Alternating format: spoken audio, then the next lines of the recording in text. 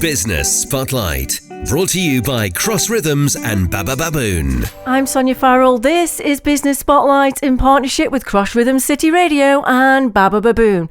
Joining me in the studio this week, we have the lovely Ramona Hirschi, who is Managing Director at Belvoir Stoke-on-Trent. Ramona, hello. Hi, Sonya. Hi. Thanks for having me today. Thank you for coming into the studio. How are you?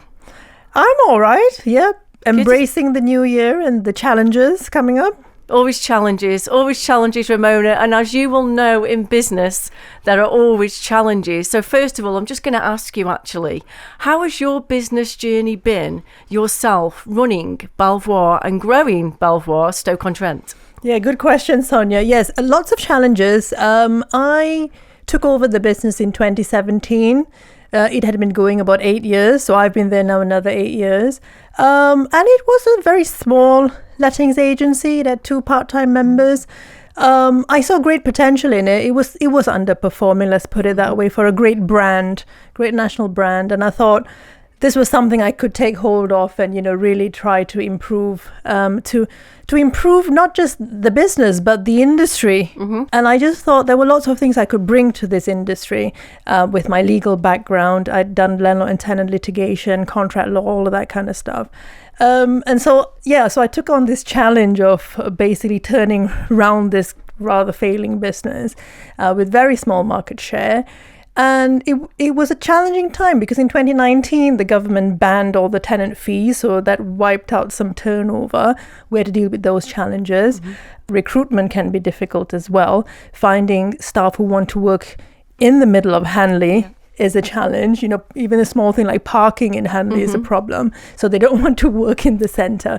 So I've had to overcome all of these challenges. I've had to actually invest in myself as a leader. Mm-hmm. I did leadership training myself, how to improve on that, I went and did more property qualifications as well, and just constantly still learning from other people. But we have quadrupled our business. We have gained market share. We're in a very strong position now with 10 of us in the office, despite the challenges. So yes, still ongoing. And then when you mentioned there, Ramona, your background, what you touched on there, and that expertise obviously has been a big play in, what you're doing and your success. But how did you find it transitioning from that and bringing all that experience in to actually, like you say, going into what was looking like to be a failing business and then turning it all around in 8 years? I had to strip it down to the very basics. Literally, I had to rebuild that business from the start, ground up, everything, systems, processes, training of staff, putting into place everything that I thought would be a better system and process to deliver the result. I think at the end of the day, because as a landlady myself, I sort of knew what the consumer needed, because that's what I needed in the management of my own houses. And I put that in practice in the office, common sense. And also, a big thing, Sonya, is our industry, the lettings industry, has a very bad public perception. Mm-hmm. People think that everyone's dishonest, agents are dishonest. In fact, a survey was done years ago and we were only number 2 after parking attendants in terms of public confidence. Oh, wow. Yes, we're seen as just a dishonest lot. Mm-hmm. And I wanted to change that perception. So in my office from day one, it's always been about honest, reliable advice. And I think with a good foundation, with a right set of core values, and getting the staff who also share the core values, very important. I have hired and fired about 25 people in 8 years, because if they don't share the core values, they're out the door at the end of probation. And so that's what's happened.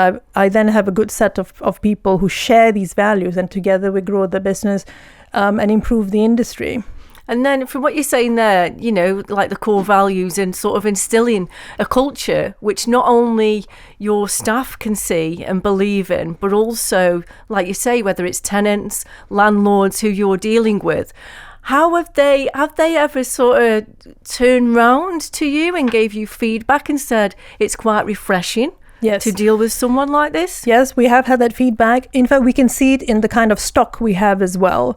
The bad stock we have improved drastically, because we've had in a way, difficult conversations with our own clients, the landlords, and we've made them renovate houses, improve the standard, because it's for their own good to look after their houses, but sometimes they don't see that, they want to save money. So we've generally improved the standard of housing for everybody's benefit, the tenant and the landlord. We can see that we then attract better clients, we attract better houses of like-minded landlords.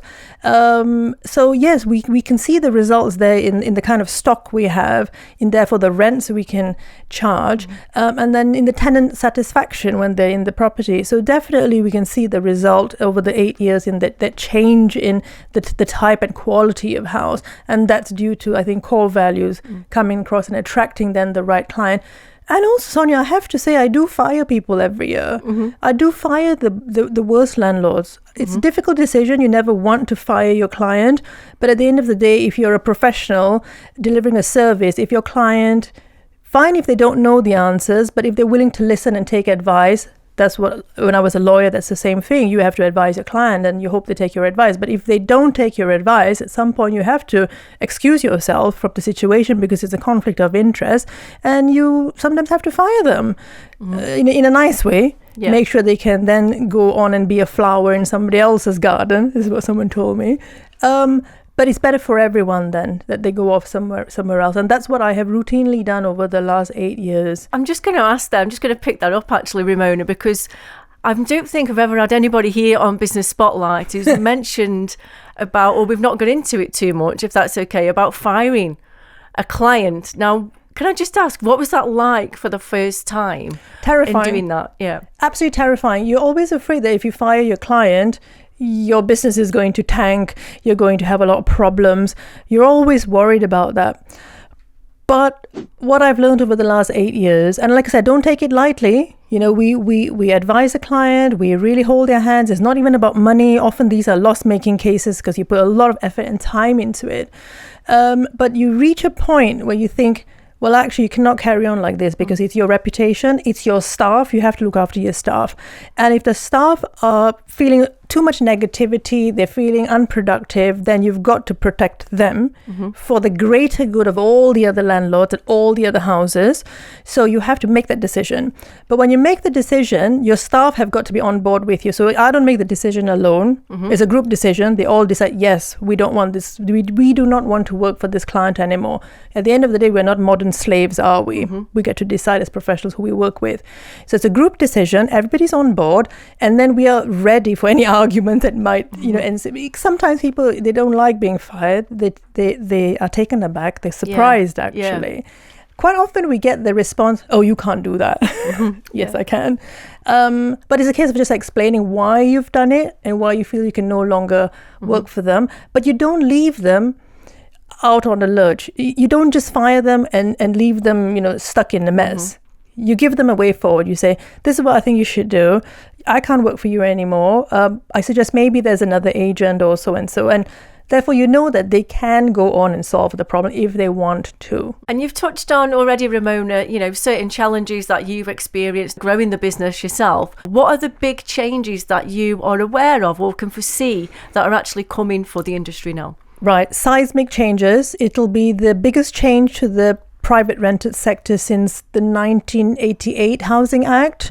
It's the Renters' Rights Act. Okay. It was passed as a bill end of last year. It's generally coming into force on the 1st of May. What it will do is it will completely change the entire private rented sector in the sense that Section 21s will be abolished. These are the eviction notices. Right. They call them the no-fault eviction. Actually, what it means is the landlord doesn't have to cite a reason for asking the tenant to leave. There is always a reason, but you take an easier approach by not having to cite the reason.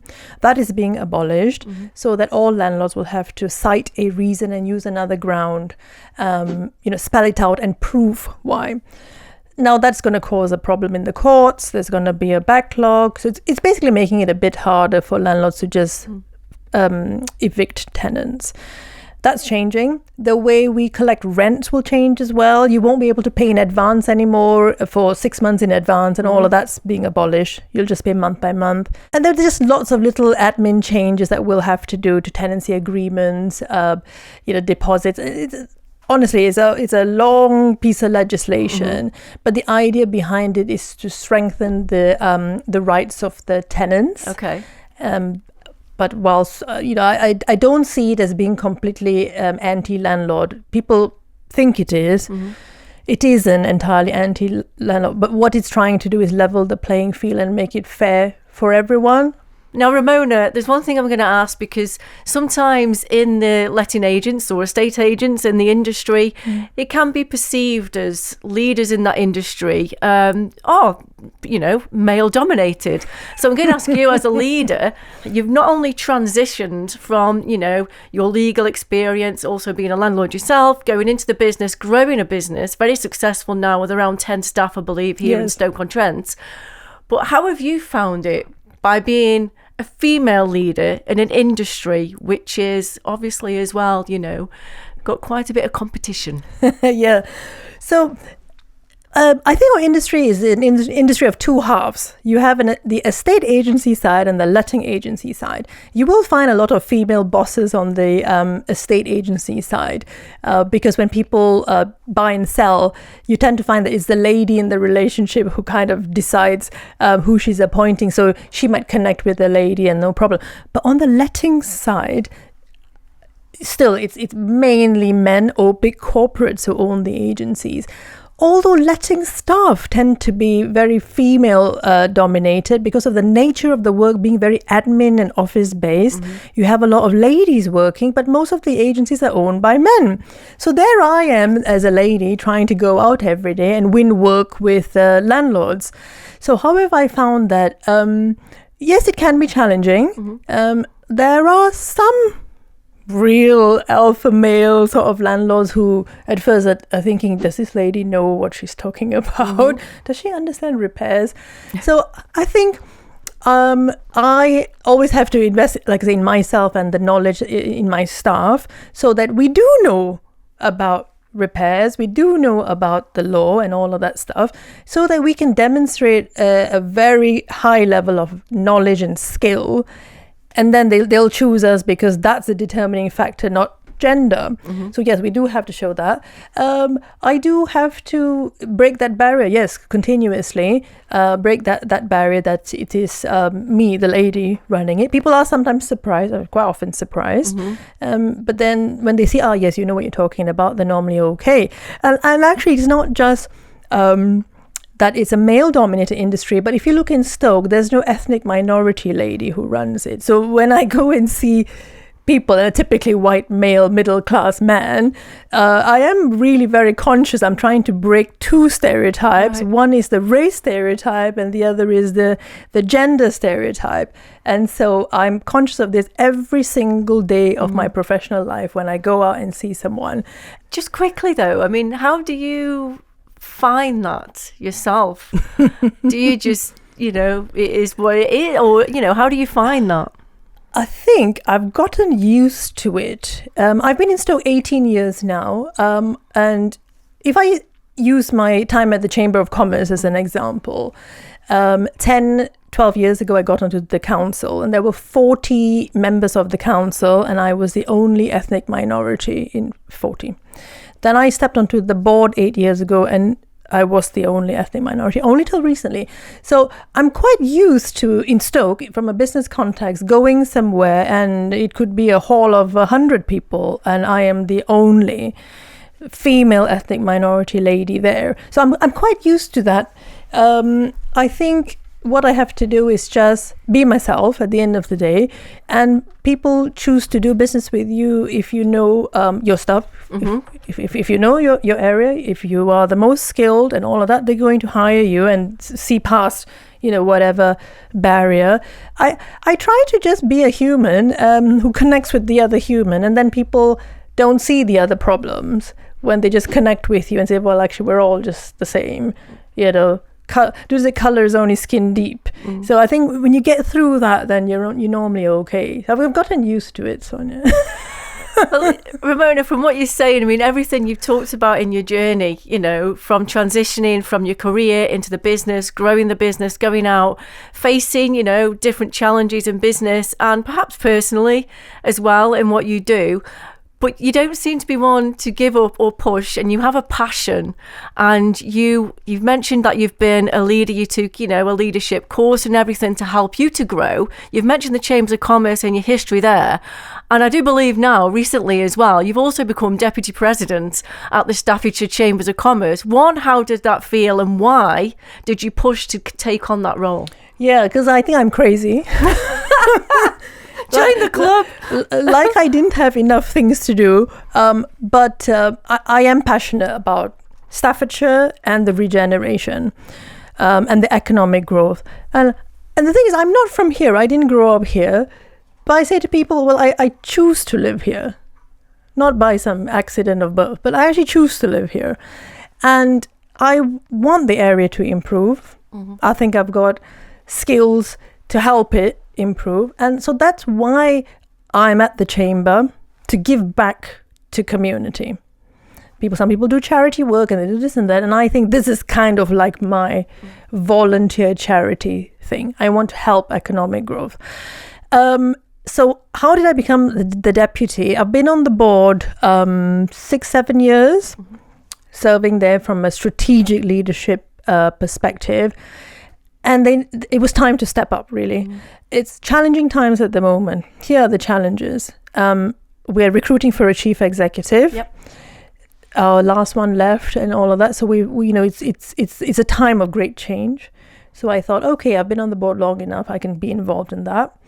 But also the public funding landscape's completely changed since, the last few years, change of government, Brexit, all of that stuff all together. And the chamber relied on a lot of public funding. So again, how do we deliver all the programs? They do a tremendous amount of programs and events. How do we deliver all of that with less money? We have to think more commercially, basically, is the answer.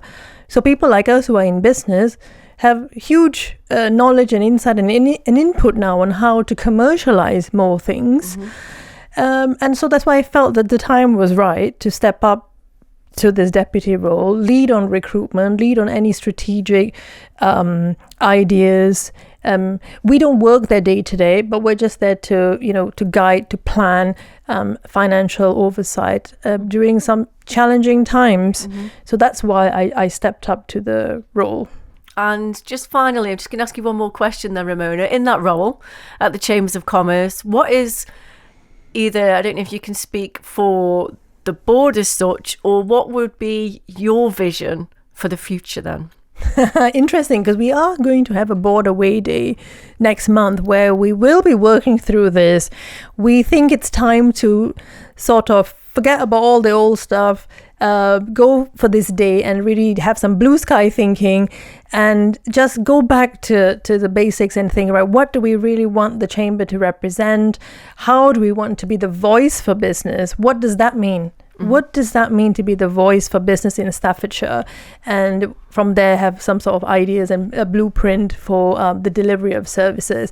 So yes, I can't quite answer for the board because it's changing times, let's put it that way. It's time for us to really think, how do we do this? What do we do? Where do we focus our time and priorities? Exciting though. Change sometimes can be exciting. It doesn't always have to be daunting, does it? No, it doesn't have to be daunting. But yes, change is exciting. It doesn't have to be daunting, but you have to bring people on board with you. I think that's the thing with change. If you can't bring people on board with you, you can't really affect the change. And it's balancing that pace of change with how much people can cope with and run with and adapt, because they're also very busy with their own things. So I think that is the challenge, not just the change, but can you bring the people with you with that change to implement? That's the challenge.